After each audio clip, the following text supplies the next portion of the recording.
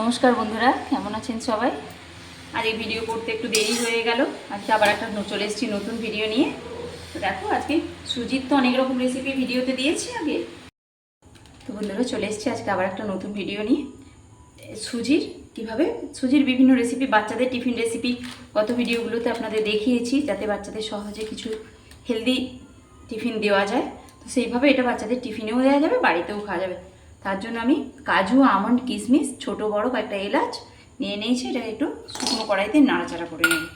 কড়াটা গরম হয়ে গেছে আমার। এগুলো একটু কুচি কুচি করে নেবো। সুজি বানাবো একটু। এই বাদামগুলোকে আমি হালকা একটু ভেজে নিই, এবার নামিয়ে নেব। নামিয়ে এই বড় পাত্রে রাখছি যেন নড়া দিয়ে একটু আধ ভাঙা মতো করে নেবো, বেশি ভাঙবো। কড়াইতে আমি বেশ কিছুটা সুজি দিয়ে দিচ্ছি শুকনো কড়াইতে। এটাকে আমি হালকা ভাজা ভাজা করে নেবো, তারপরে ঘি দেবো এর মধ্যে। কালারটা খুব বেশি চেঞ্জ হবে না, সাদাভাবেই থাকবে, কারণ কালারটা চেঞ্জ হওয়া মানে এটা হজমের একটু অসুবিধা হয়। এটাকে হালকা ভেজে নিই আগে।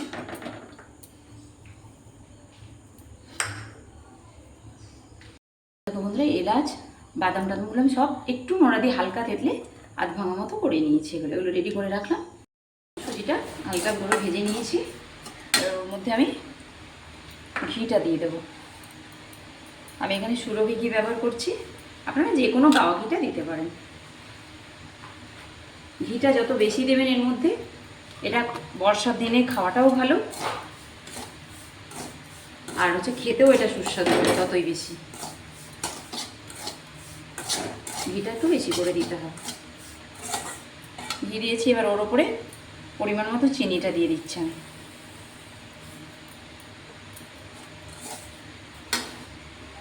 আর ওর উপরে একটু গুঁড়ো আমুল দুধটা দেবো এখানে।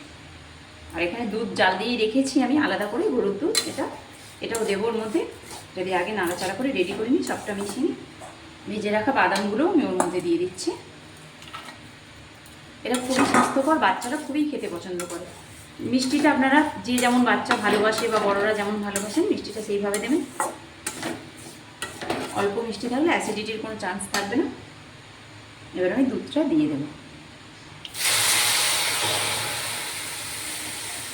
এটা আমি 500 মতো দুধ জাল করে রেখেছিলাম, তো সেটাই আমি দিয়ে দিলাম। এবার এটাকে একটু ফুটিয়ে নেব। নিয়ে আপনারা স্লাইস করে পিস পিস কেটে এটা বাচ্চাদের টিফিনে বা বড়রা টিফিনে নিয়ে যেতে পারেন। এবার দেখো, সুজিটা এইভাবে থিকনেস এসে গেছে। এর মধ্যে আপনারা আরও বিভিন্ন রকম ড্রাই ফ্রুটস অ্যাড করতে পারেন। আমার কাছে যেগুলো ছিল সেগুলো দিয়েছি।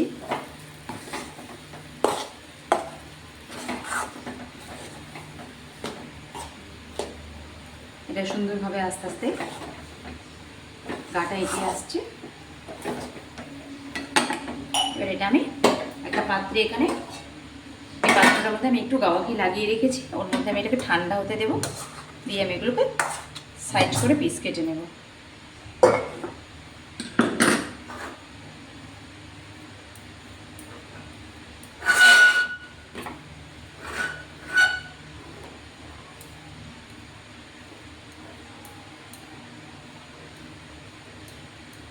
বাচ্চাদের স্কুলে রুটি পরোটা দিলে ওরা খায় না, অনেক সময় ফেরত নিয়ে আসে। প্রত্যেক দিন ডিম দিয়েও কিছু দেওয়া যায় না, কারণ অনেক দেরিতে খায় ওরা, স্কুলে জলটা কম খায়। যার কারণে এই ধরনের স্বাস্থ্যকর যদি রেসিপি দেওয়া যায়, ওরা খেয়ে নেবে চট করে, টিফিনটা ফেরত নিয়ে আসবে না বাড়িতে আর কি। এটাকে একটু ঠান্ডা হতে দেবো। এগুলো দেখো, এটাকে আমি ভালো একটা সুন্দর শেপ দিয়ে নিয়েছি, আর এটা ঠান্ডাও করে নিয়েছি। এবার আমি এগুলোকে ভালো করে স্লাইস করে কেটে নেব।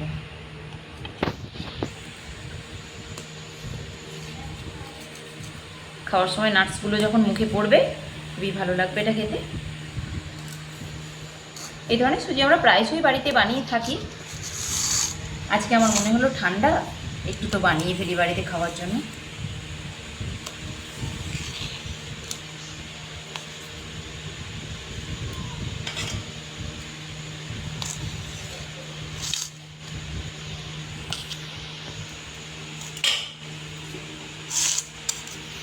তখন এইভাবে আরামসে এগুলো উঠে যাবে হাতে, নরম হয়ে, এটা খেতেও খুব সুস্বাদু।